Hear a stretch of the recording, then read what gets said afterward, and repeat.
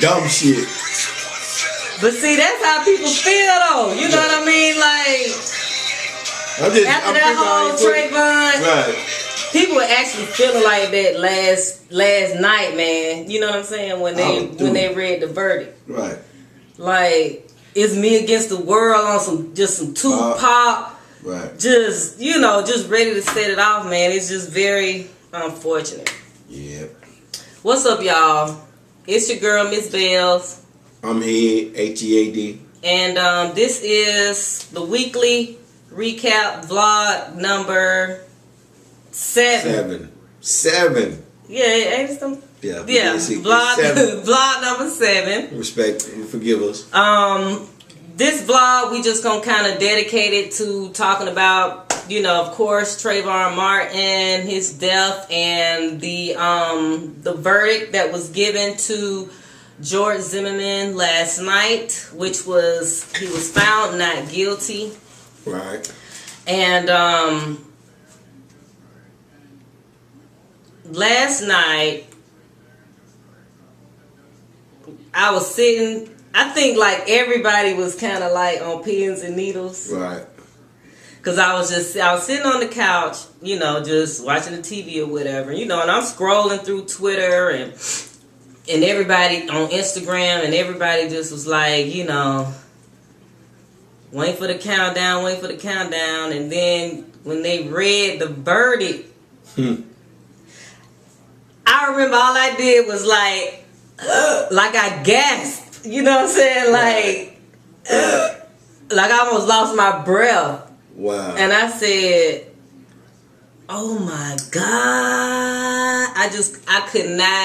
I could not believe it when they said that man was not guilty.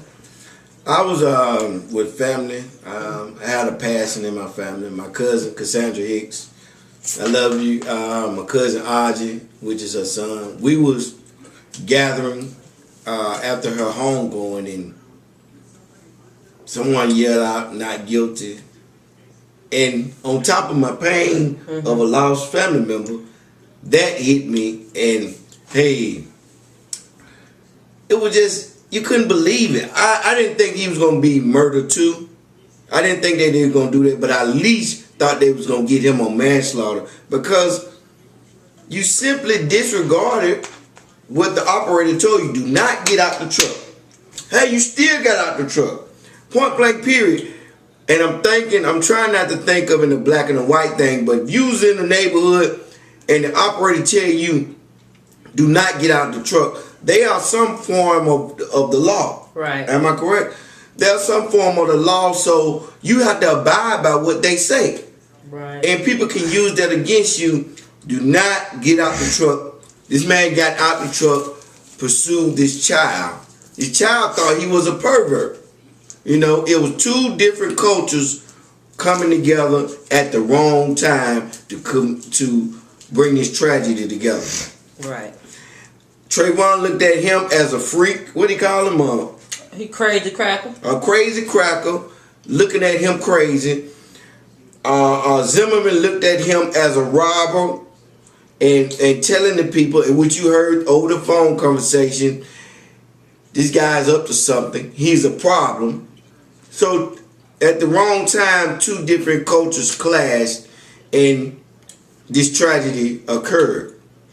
And in my point of view, Zimmerman should have did some time, but unfortunately, there's 6 women, 5 white, 1 Hispanic, 5 with children, didn't come through with a guilty verdict. It was an acquittal.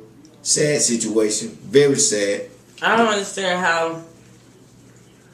I'm not a mother, although I am a godmother, right, of a daughter.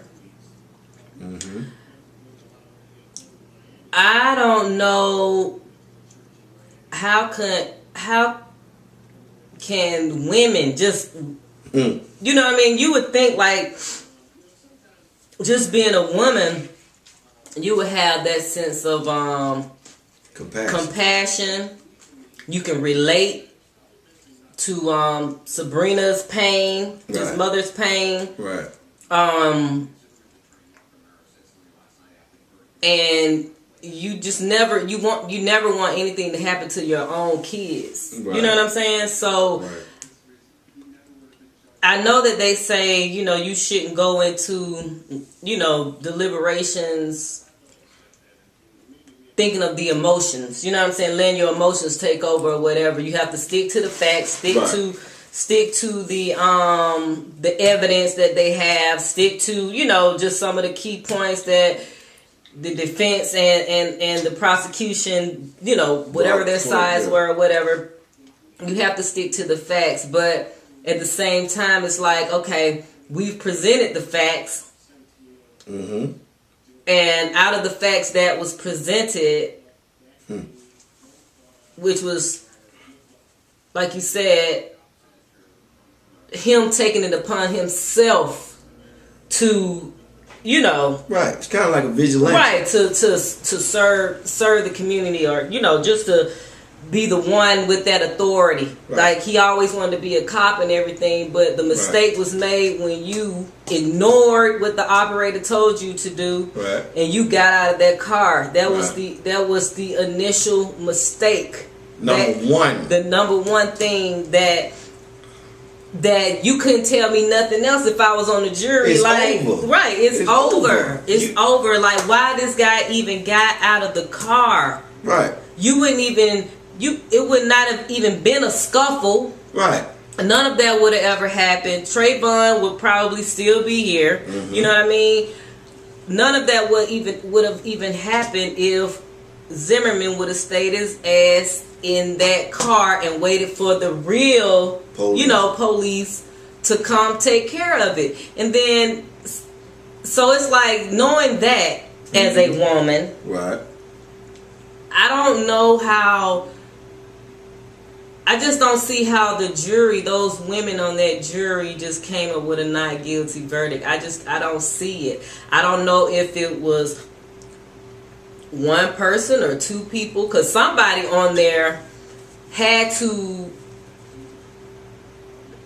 have been in a place, within these 16 hours, right, where they was kind of going back and forth, contemplating, guilty or not guilty, guilty or not guilty.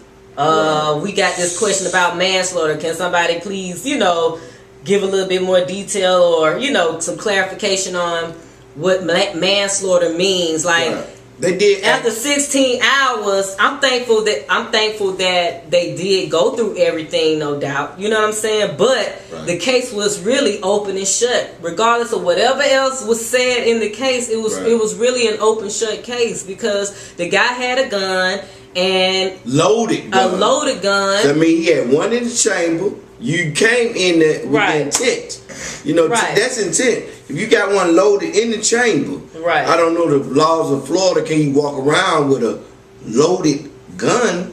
Yeah, I think he had a license to. Yeah, you have a license, but still, in the state of Georgia, you can't. I don't think you can have a loaded gun. Mm-hmm. You can bring and it's still something that you still can't do. But he came into the situation with a loaded gun, right?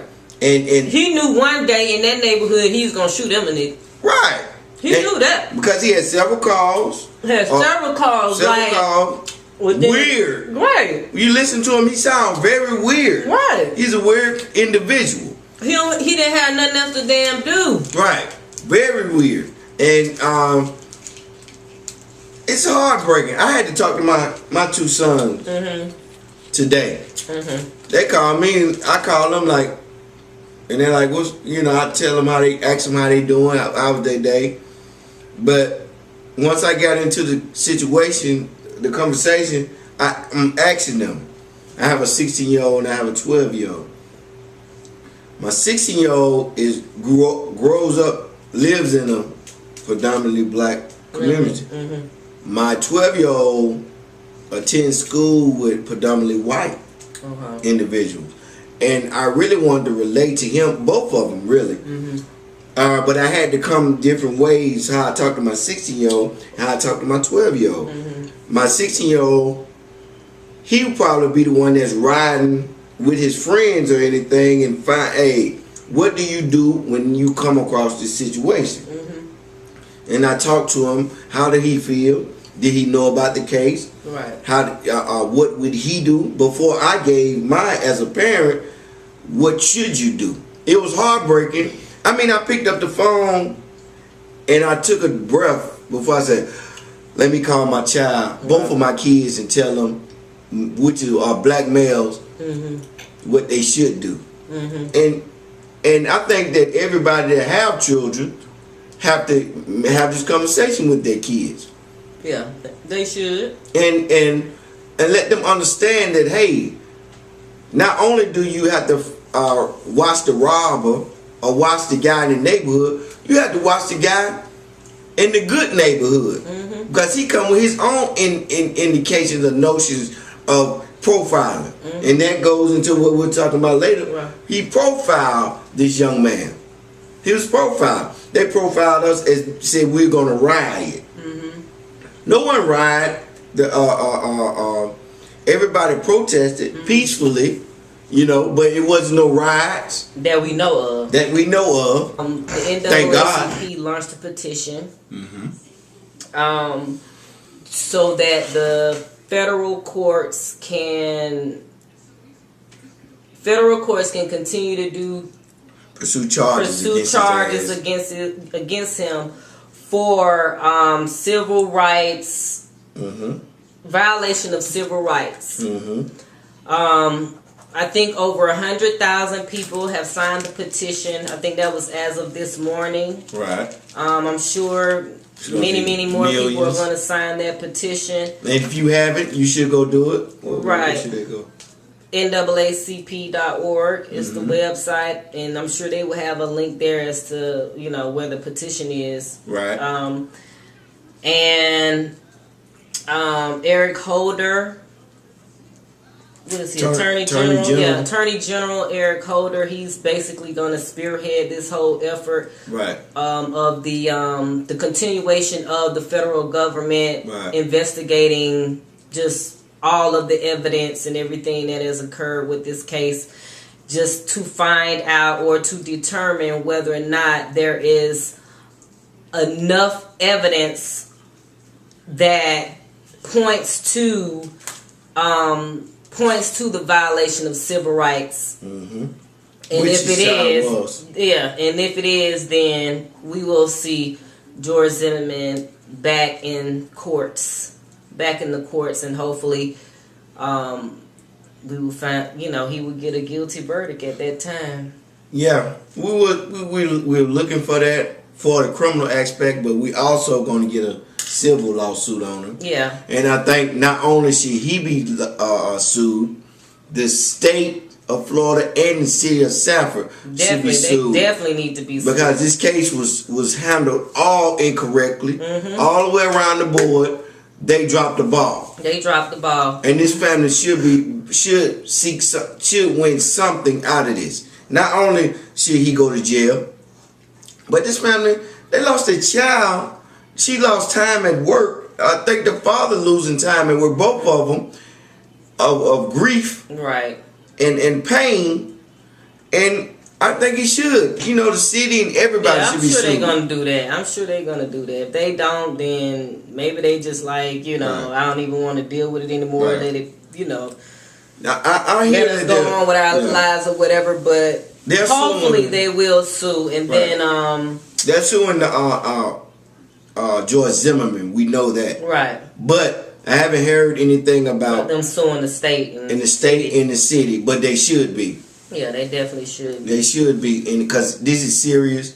You got these cops, and we move to these communities and say, "I'm away out the ghetto," and everybody, you don't want to be around those type of people, but you move to the suburbs thinking that you're living good. Hell, they just as worse as the cops in the city.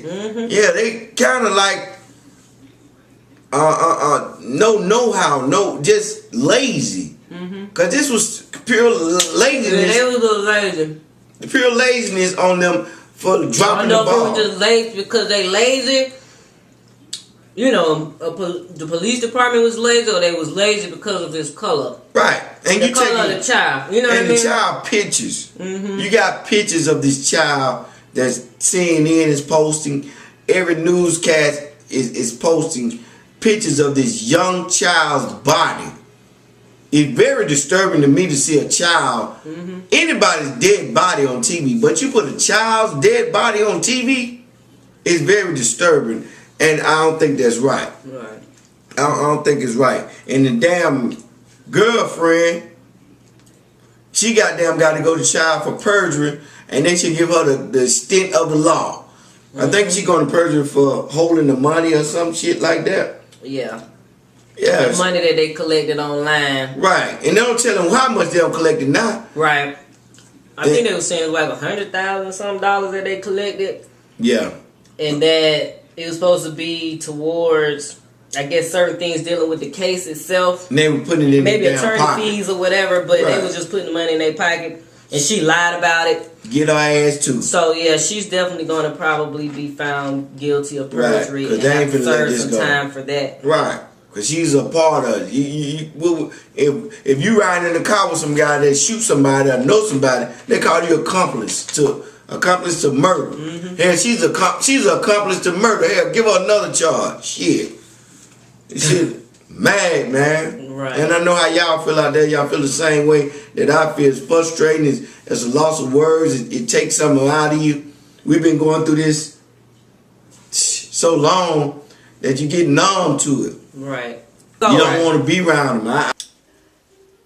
As Americans, right. what do we do next? Like, what do we do? How do we protect our young people? How do we just stop the overall violence altogether? How do we try to end these stereotypes? You know, how do we just try to build these relations between whites and blacks? How do we kind of come together? What do we need to do? First of all, we need to build within ourselves. Build within ourselves meaning during the civil rights times, the only good thing that happened during the Jim Crow era is, hey, you had black businesses were really prospering at that time. And we couldn't go nowhere. We had to go to Mr. Joe's chicken shack, hot dog stand, the black dentist. We had to support our own because hell, we couldn't go over there with them. Right. And when Jim Crow era was knocked down and the civil rights movement went through, we left that era of supporting black business. We have to, as a people, we have to support our own first. We have to build up our economic situation, and then make them feel us through their pockets. We get some changes if we make that feel them through the pockets from all the big corporations, the McDonald's that eat off us, all the rent-to-own places that eat off us, the banks.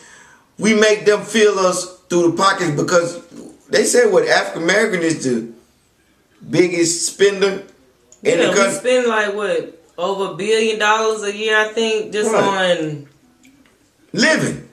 Just living, yeah. Right. And the black dollar doesn't travel too far. We need to get into supporting our own. Yeah, we can talk, we can march, we can cuss, fuss, and fight, but at the end of the day, it comes down to the dollar. Right. George Zimmerman wouldn't be able to beat this case if he didn't have the dollar behind him. He had the dollar, he had the machine of the money.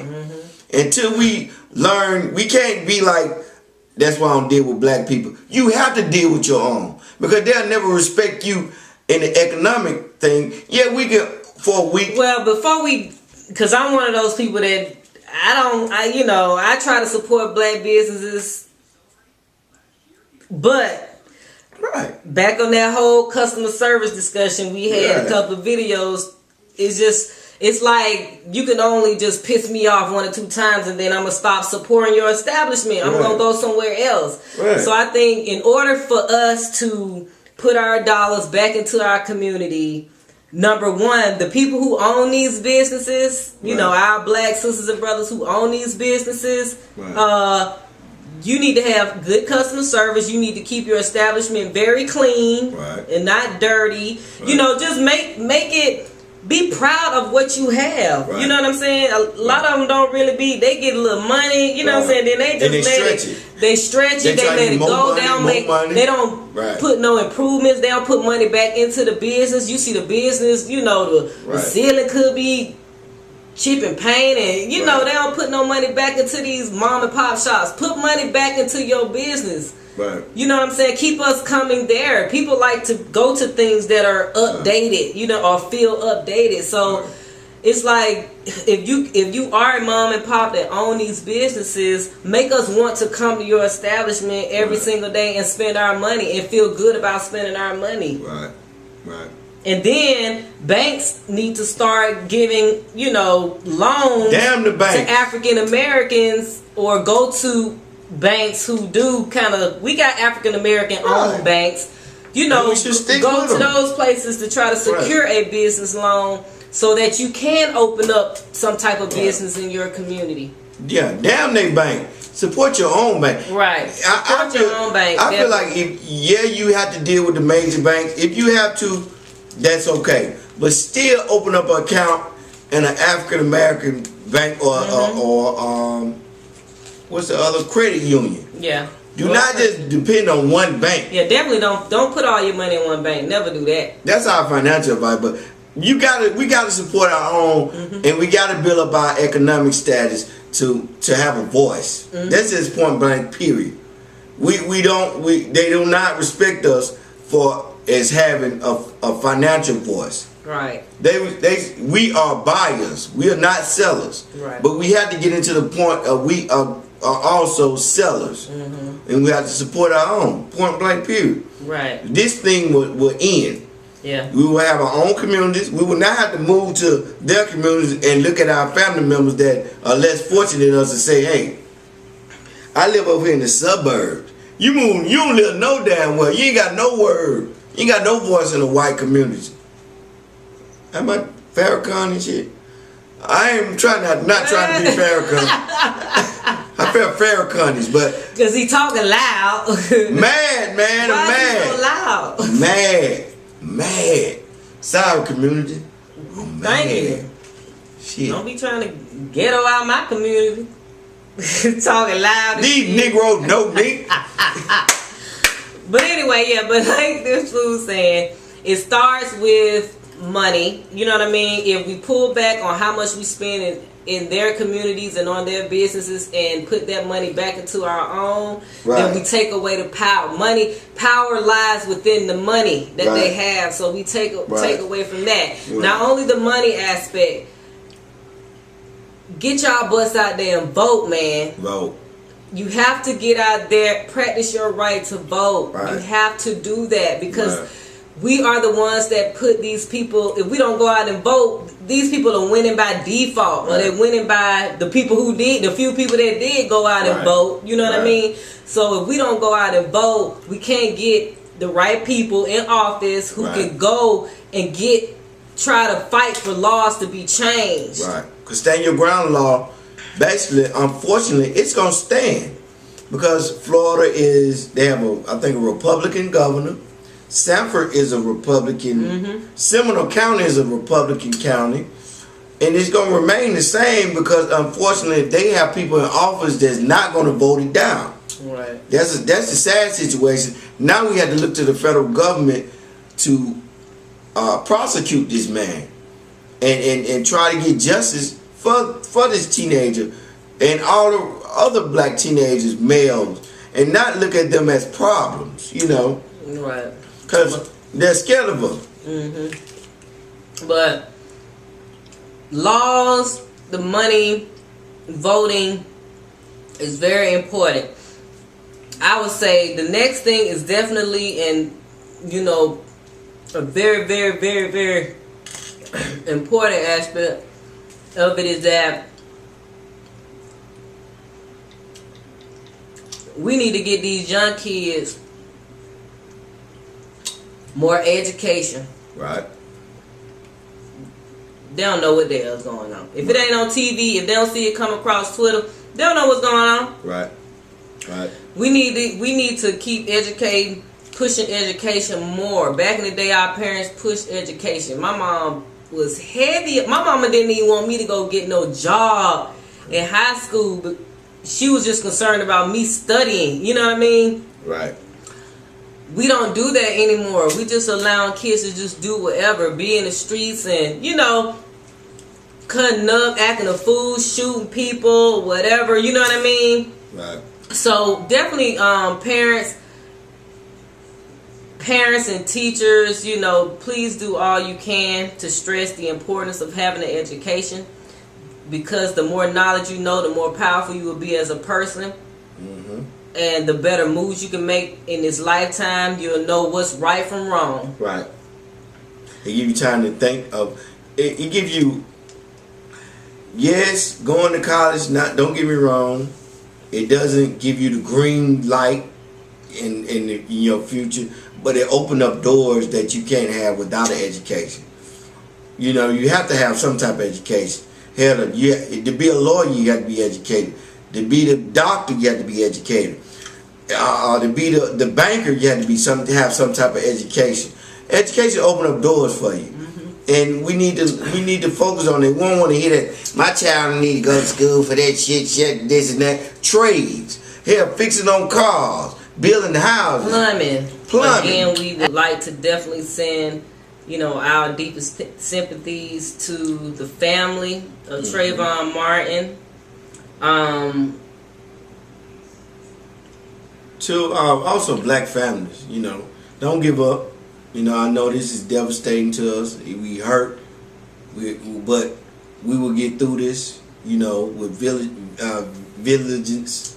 We have to stay motivated. We have to stay upbeat, positive. Mm-hmm. But we have to stay on this. We have to keep our finger on the pulse of the situation. We can't take our finger let it slide. Right. We can't. How everything is one end out the other basically these days. I mean, everybody has a short attention span, and something is hot one day and about 3 days later ain't nobody talking about it no more. So the only way to make change is everybody that's out here protesting, everybody that's signed a petition, everybody that make YouTube videos to discuss it, discuss how they feel about the situation and the verdict. We can't just stop there. We have to continue to do something. Right. We have to do something, and that's the only way that things are going to change. That's the only way race relations is going to change in this country. Right. It's unfortunate that it's still going on to this day. I think at one point between maybe like after Dr. Martin Luther King Jr. got killed up until I say the new millennium. Right. The whole race thing was kind of like got lax. I would say lax. It just was like everybody was just kind of in their worlds and working or whatever. It was kind of like under the surface. But the new millennium and social media and everything and all that just crunk it up. It crunk it up. You know what I mean? To now it's above the surface and we know that it's real and it's still here. Right. It's still here. It didn't go nowhere. Mm-hmm. It didn't go anywhere. It's still prevalent to this day. So everybody, do what you can to help the cause. You know what I'm saying? Mm-hmm. If you for Trayvon Martin and you wish that Zimmerman had a guilty verdict, definitely do what you can to try to make a change in your community some kind of way. Right. Thank y'all for listening. Shout out to my family. We had death in the family. My cousin Cassandra Hicks passed away. We had a homegoing this past weekend. Shout out to her. Shout out to my African American community. Stay focused. Keep your eyes on the prize and support your own black businesses, and we can make a change. That's all I gotta say. All right. So until next time, y'all, remember to check out stacksmag.net every day for new articles. posted daily. Follow us on Stacks Mag on Twitter, Facebook, and Instagram. And we'll see y'all next week. Peace.